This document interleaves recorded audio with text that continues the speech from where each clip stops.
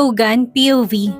Nang makabalik ako ng bahay, napaupo ako sa sofa at napatingala sa kawalan.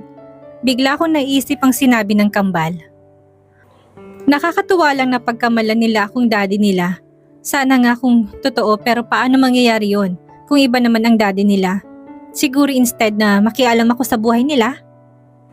Bakit hindi ko nalang hanapin si Esperanza at ang Norway bar na pagmamay-ari raw ng matandang sumakabilang buhay na at nagmana ay ang anak nito?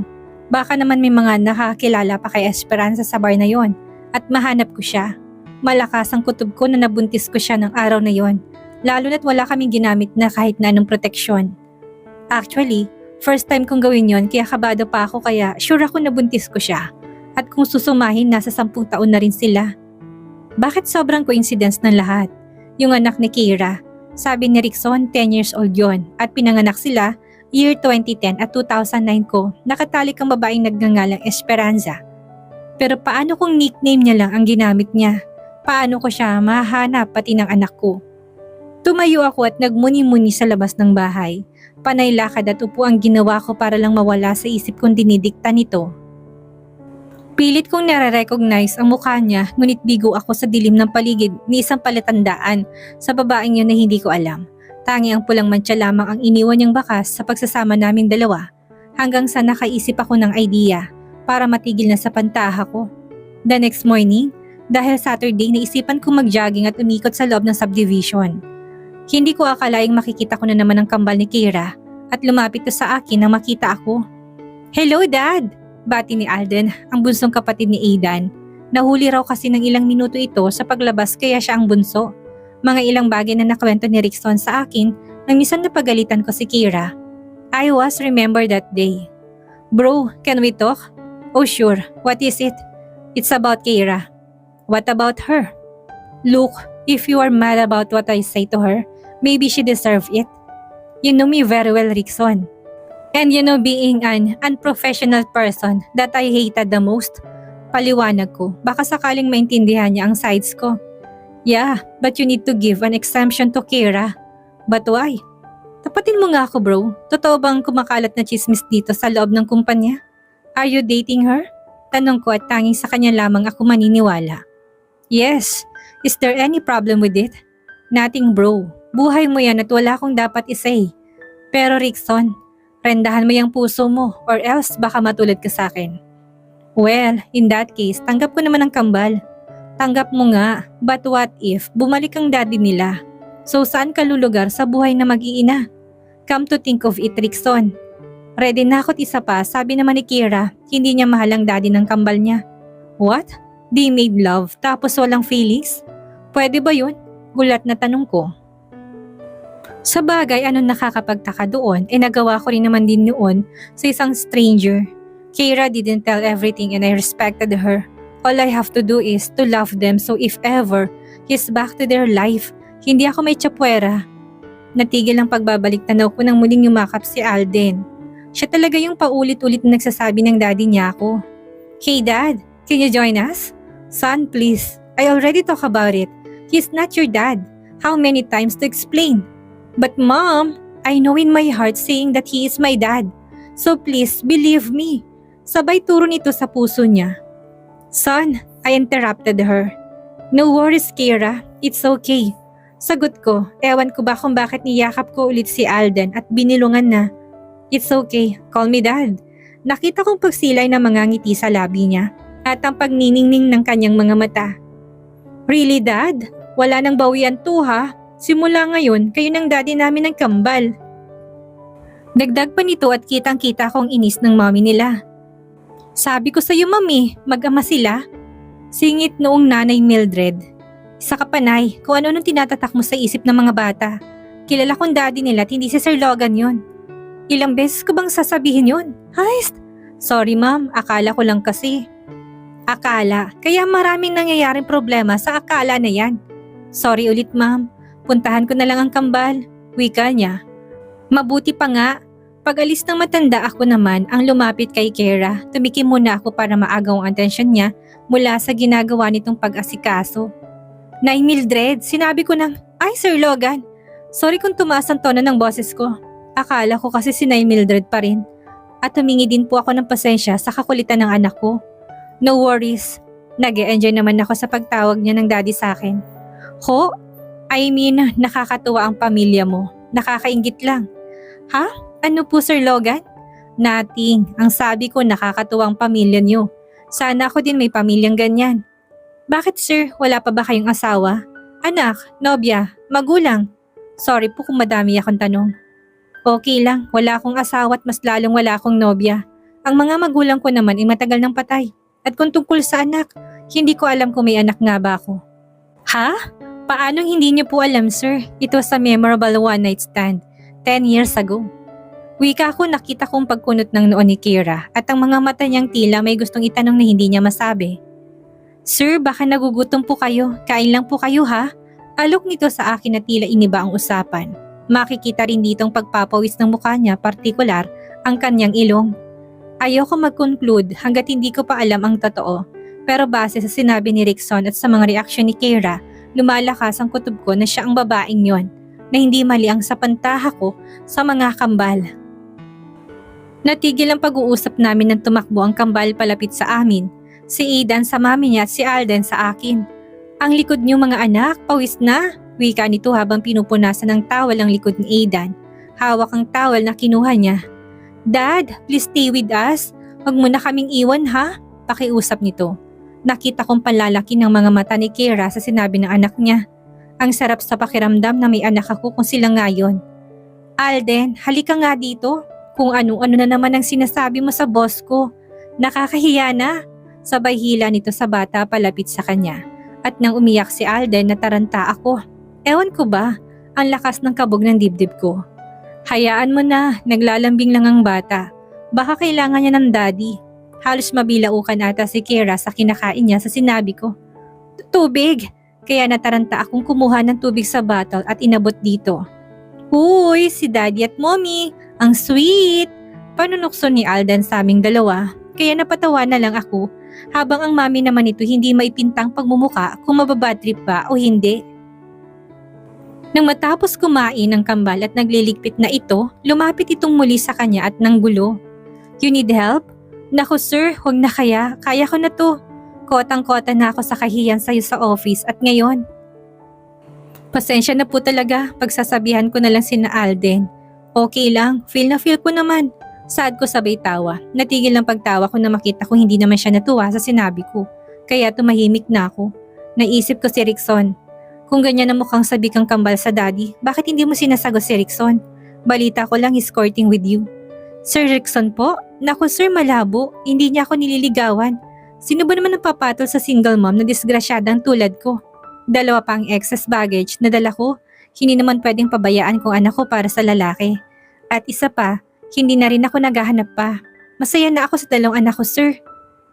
Pinupunuan nila ang buhay ko, kaya okay na ako sa kanila.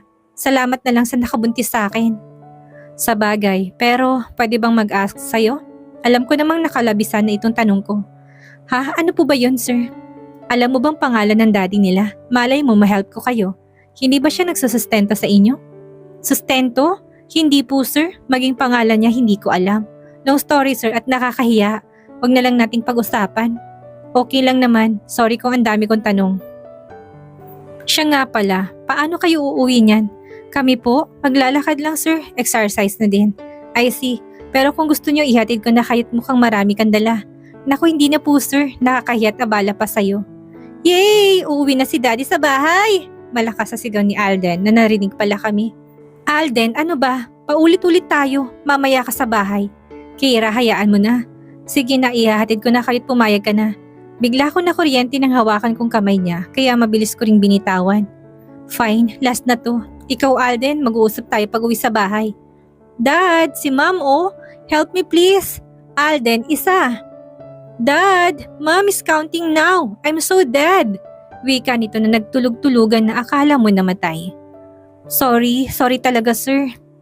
Na hindi ko na mabilang kung ilang ulit ba siyang nagsorry sa akin na ngayong araw. Okay lang, shall we? Tanong ko para maihatid ko na sila. Yes, Dad! Sagot ni Alden na biglang bangon at tumabi sa front seat sa akin. Wala na lang magawa ang mommy niya kung hindi pandilatan to ng mata. Naalala ko tuloy ang mami ko At ako kapag pinapagalitan niya ako at natakbo rin ako sa daddy para magpakampi. Pinandar ko na ang sasakyan palayo sa park. Ilang minuto lang nasa tapat na kami ng bahay ni Kiera at nagpapasaway na naman si Alden. At ayaw bumaba kung hindi ako kasama. Sige na, susunod ako siyan. Wika ko para tumigil lang ito sa pagmamaktol. Kita ko naman ang mukha ni Kiera na hindi na maipinta. Dahil sa pangungulit ng kambal, especially Alden, napilitan ng kanilang mommy na isama sila. Pero binilinan niya ang mga ito lalo na si Alden na huwag magpapasaway at huwag na huwag pupunta ng office ng kanilang boss. Puro tango naman ang ginawa ng kanyang anak kaya pumayag na rin siya na isama ito sa kumpanya dahil ayon naman ang naging usapan nila. Nang papasok na sila sa loob ng lobby ng kumpanya at pasakay na sana ng elevator, ang mag-iina na biglang bumitaw si Alden sa kanyang kambal at nagtatakbo. Hinabol naman ito ni Kiera. Gayon na lang ang gulat niya at nakibang staff na tinawag ni Alden ang boss nila na daddy. I thought you were leaving me. I'm gonna miss you. Wika ng kanyang anak na hindi nakaligtas sa mga pandinig ng mga gossiper ng kumpanya. At maging si Kiera ay nagulat sa sinabi ng kanyang anak kaya gusto naman sana niya itong hilahin para matigil ng pakikiosyoso ng iba pang staff sa eksenang ginagawa ng kanyang anak at natatakot si Kiera sa sasabihin ng kanyang boss. Lalo na't kabilin-bilinan ni Rickson na ang boss niya ay pinaka-hate ang pinag-uusapan sa loob ng kumpanya niya. Kaya ngayon palang natakot na si Kiera sa pwedeng mangyari. Ngunit nang lalapit na si Kiera para kunin ang anak niya, ikinagulat mismo ng mga staff ang pagbuhat ni Logan sa bata. Sir, it's okay. Naglalambing lang naman ng bata sa daddy niya. Laglag ang panga ni Kiera nang sabihin ito ng boss at lalong umingay ang lobby sa narinig ng staff. Wala namang paki ang boss niya at tuluyan ng pumasok sa loob ng elevator. Naiwan naman sila ni Ada na pinuputakti ng mga staff na daig pa ang press. Kiera's POV. Hoy Kiera, after Sir Rickson, Sir Logan naman? Ibang klase rin ng kamandag natin Pengi namang tips. Natatawang sambit ng mga minions. Wala akong time mag-explain sa inyo. Sabay walkout ko at sumunod sa anak kong paladesisyon sa buhay. Habang nasa elevator kami, abot-abot ang dasal ko na sana hindi makarating kay Sir Rickson. Ang balita't ano na lang ang sasabihin niya sa akin kapag nalaman niya ang nangyari kanina. Ayoko namang makasakit ng damdamin ng taong mabuti sa akin. Tinanggihan ko na nga ang pag-ibig niya. Tapos malalaman niya pa ito. Heist, ngayon pa lang sumasakit ng ulo ko. Hindi ko akalain na magkakaganyan ng anak ko gayong kailan lang sila nagkita ng boss ko. At si Sir Logan naman, mukhang feel na feel niya ang pagtawag ni Alden ng daddy. Paano ko makakastigong anak ko kung tinotolerate naman ng boss ko ang kalokohan nito?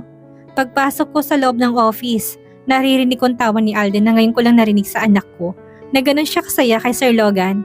Kung malalaman ko lang talaga kung sinong daddy ng anak ko, baka mawala na rin ang atensyon ni Alden dito. It's time na ba para hanapin ko ang daddy ng kambal ko? Kung hindi lang nakakahiya kay Sir Rickson na magtanong kung kilala ba niya ang daddy ng anak ko. Natatakot kasi ako na baka bumaba ang tingin niya sa akin kapag nalaman niya ako ang nabili niya sa bidding auction. Nagtataka nga rin ako kung bakit hindi niya ako matandaan man lang. Natigil ang pagbabalik tanaw ko nang tawagin ako ni Alden. Mommy, please, we're going to the mall with Dad. We're going to watch a movie in cinema. Kumulit ang noo ko at pinandilatan ko si Sir Logan. Kaso halos dead ma lang ito. Kaya si Alden na lang ang binalingan ko. Son, tumigil ka na. Tara na't uuwi na tayo. This is too much. Mawawalan ng mommy ng work sa mga pinagagawa mo. Galit at napalakas ang boses ko kaya biglang umiyak si Alden. Mommy, I hate you! Parang bombang sumabog sa pandinig kong sinabi ng anak ko. Sa 10 taon naming magkakasama, gayon lang niya ako nasabihan ng ganoon. You hate me? But why, son? Because you didn't believe me that he is my daddy? Bakit ba ang hirap mong paniwalaan ako, mommy? Alam ko sa puso ko na siya ang daddy ko. Wika nito na nanindigan. Son, he is not your daddy. Maniniwala lang ako sa iyo, mommy, kung may harap mo sa amin ni Kambal kung sinong daddy namin. But from now on, siyang daddy ko. Ibang klase rin ng kabataan ngayon. Ibang-iba sa amin noon. Wala na akong nagawa kung hindi payagan siya. Kasi naman pumayag na rin ang buwisit kong boss na halatang enjoy na maging proxy dad ng anak ko at sinabihan niya rin akong mag-half day muna at sumama sa kanila. Kaya heto, masama ang loob ko habang inililigpit ang mga gamit ko. Kulang na lang magdabog ako sa inis. Mom, are you done? Tanong ng anak ko si Alden na sinusuri kong nagliligpit ba ako ng gamit. Yes, wala akong ganang sagot. Dahil naiinis pa rin ako sa inaasal niya, hindi naman siya dating ganyan. Dito lang na makilala niya si Sir Logan na lagi niyang sinasabi sa akin na daddy niya. Kung may makakilala mo sa daddy niya, ako dapat yon. Pero ni isang bakas, hindi ko to makita kay Sir. Iba ang itsura niya. So nakabuntis sa akin kaya sure ako na hindi si Sir Logan ang daddy nila. Nang matapos ako magligpit, nilapitan ako ni Aidan. He hugged me tight kaya medyo nawalang inis ko sa kambal niya at sa Sir ko. Thank you, San. Gusto mo bang sumama sa kambal mo na mag-mall? Tanong ko habang inayos ang polo niya na nagusot. Magkaiba sila ng personality ng twins niya. Aidan is a shy type person, while Alden is outgoing. They are the opposite in different aspects of life. They want to do, hobbies and subjects and so on. No ma, I just want to go home. I'm tired. Mabuti pa nga anak kong si Aidan. Hindi man lang ako pinagpapalit sa ibang tao. He loves me so much. Kaya sana lang kung magkaka-girlfriend man to. Huwag sana siyang magbago sa pagmamahal niya sa akin. Palabas na kami ng office. Nauna na kanina si Alden na si Sir Logan sa paglabas sapagkat nayayamot na rin si Alden. Kung wala lang talaga ang boss ko, kanina ko pa napalong batang yon. Hindi niya alam kung anong problemang binibigay niya sa akin sa kumpanya. Ano na lang ang iisipin nilang tinuhog kong magkaibigan. At the Horizon Mall, habang nakasunod ako kay Sir Logan at kay Alden na pumasok sa loob ng Play Store at nagtungo sa mga arcade games na Battle of the Fighter raw ayon kay Aidan. Ano bang alam ko sa mga ganyan? Ang laro ko lang naman dati sa probinsya ko hindi lupot mga dahon-dahon para gawing pagkain sa bahay-bahayan namin ng mga kapwa ko bata. Kakaiba na ngayon ang hilig nila. Walang-wala sa mga larong kalye namin noon. Yes, Dad! I did it! I won! Masayang wika ng anak ko na may kasamang talunpat high five kay Sir Logan. Talagang kinakarir ng anak ko at ni Sir na mag-ama sila. Kahit siguro ibang may makakita, pagkakamalan silang mag-ama. Daddy, let's go! Let's play basketball! Naririnig kong ayon na anak ko kay Sir Logan. Kaya namagitan na ako sa kanilang dalawa at pinandilatan ng anak ko at sobrang nakakahiya na rin sa boss ko. Lumapit na ako, tinila ko siya sa kamay ni Sir Logan at hindi ko napansin na sa paghila ko bigla kong na-scratch ang braso niya kaya bigla itong umaray. Alden, how many times I told you that he's not your father? Stop calling him your daddy. Cause it is not. Wika ko, ayaw ko na rin kasing paasahin ng anak ko sa wala. Hindi naman talaga kasi si Sir Logan ang daddy nila. Sorry sir, pero iuwi ko ng mga anak ko. Kira, wait. Ano na naman ba sir? Alam ko kayong boss ko at pinapasahod niyo ko pero sana naman isipin niyo rin ang kalagayan ko bilang mommy ng mga anak ko. It's not about that. What I mean is, paano kung ako nga daddy nila? Patanong nito, laglagang pangako sa sinabi ni Sir Logan. Dahil hindi ko alam kung bakit niya naisip na siya ang daddy ng kambal ko. Sir Malabo, kilala kong daddy ng anak ko. Kung kilala mo nga siya, sige anong pangalan niya? Natigilan ako sa tanong nito sapagkat paano ko sasagutin ang tanong nito kung hindi ko alam ang pangalan na lalaki na kabuntis sa akin. See? Hindi mo alam. Baka nga ako. No, Malabo sir. Si Sir Jackson. Tama, Jackson ang pangalan ng daddy nila. Siguro naman Sir Logan titigilan mo ng anak ko. Hahayaan mo kaming umalis ngayon. Wika ako sabay marchang naglakad papalayo sa kinatatayuan niya. At dito na po nagtatapos ang ikalimang kabanata ng ating kwento. At sana'y muli niyo po akong samahan sa mga susunod pang kabanata. Maraming salamat po at ingat po tayong lahat.